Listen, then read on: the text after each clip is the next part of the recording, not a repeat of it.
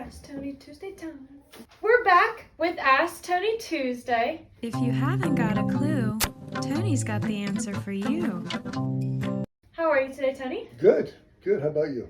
I'm good. It's been a very busy morning. Yeah, lots of deliveries. Yes, new materials coming.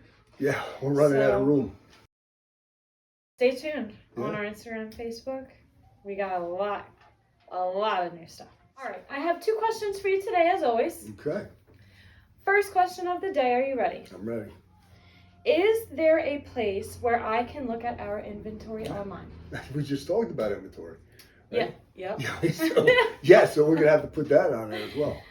If you go to our Facebook page, I believe there's a link, correct, that they can click on. That'll take us to a slabware page, correct? Yes. Yep. So basically on our Facebook page, we have a link tree in like the bio section where it has website at. If you click on the link tree, it'll show you a bunch of different links to all of the pages that we have online, and it'll just say our inventory. So you can click on that. It'll take you to the Slabware website, and it has everything that we have in stock here, whether it's sold or not, what's new. I believe almost all of them have pictures, but not all of them do. But you can just see exactly what we have in stock there. If you just wanted to quick browse and didn't have the time to stop in yet, just to see what we have and if you would like anything. It's a good idea to see the amount of inventory we have, but it's always best to come in and see the full slab in person. You know, that's how you're really going to decide. Never see, I hear people that decide what they're going to do based on a picture they saw on Google. Do not do that. Yeah, no. Always come in, always go and see a full slab. Yeah. Make sure it's a slab you're getting. Yeah, it's online. A lot of people have asked us for it.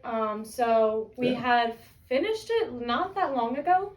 Okay. Also, if you scroll on our Facebook, we do have a post with the link right in it. Second question of the day. How do I tell if a company is selling first quality materials? Okay. If the price is too good to be true, they're probably selling a lesser quality material. The lesser the quality, the cheaper the material. If they buy cheaper material, they can then sell it cheaper.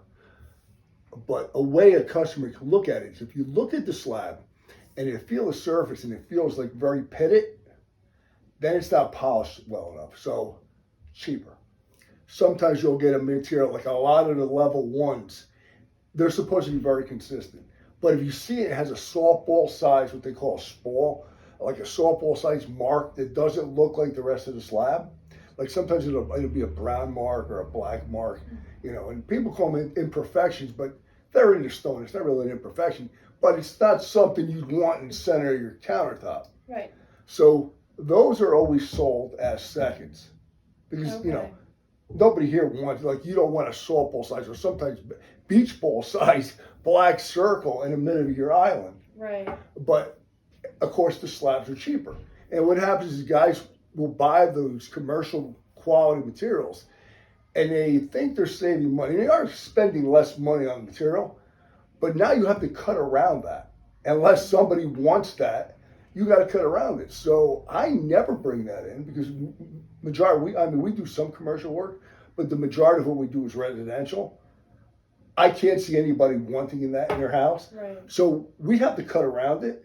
And when you cut around it, it just basically goes in a dumpster. And then we have to pay to get rid of it. Yeah. So to me, it never makes sense to do that. That's why we only bring in first quality material, because this way I can use the whole slab. Yes, I'm paying more for it, but you're getting a quality material that I can use 99% of the slab. Right, and there's less waste. Yeah, for a lot less waste. All of the work that went in getting that stuff. Exactly. Is there any way that you could tell through? I saw something about this before, a while ago. I don't know. I could be completely wrong, but through sound, can you tell? Or it depends on the material. See, because every stone, the geological makeup is different. A black absolute is so dense, it almost sounds like a china, like a ping sound, as opposed to something with a lot of mic will sound more of a dead kind of sound. Okay. So it's hard to tell quality-wise by sound. It's more visually, more feel. Sometimes the slabs will be warped, and the only way to tell if they're warped is you put a straight edge across the face, Right. it'll touch here, and there'll be a gap in the middle. Mm. But that's hard for a homeowner to see. You know, you somebody like me that's been in the business for a long time, you can see it if you look at it, but you got to be in the business for a long time because you're only talking about maybe a quarter inch. And if it's a big piece, it doesn't really matter. But if you go to seam it, and one side's 1 and 3/16, and the other side's only 1 inch, and you're going to seam those two together, you got a problem. Those are all the questions I have for you today. Okay, Thank you for answering our questions as always. my pleasure. Thank you guys for tuning into this week's episode.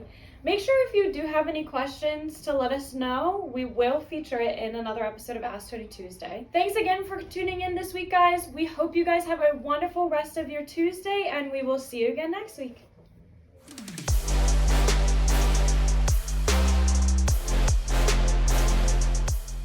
Cups a little. Jump on the wall. Oh, it's on the wrong side. Oh, wrong side. Especially joint.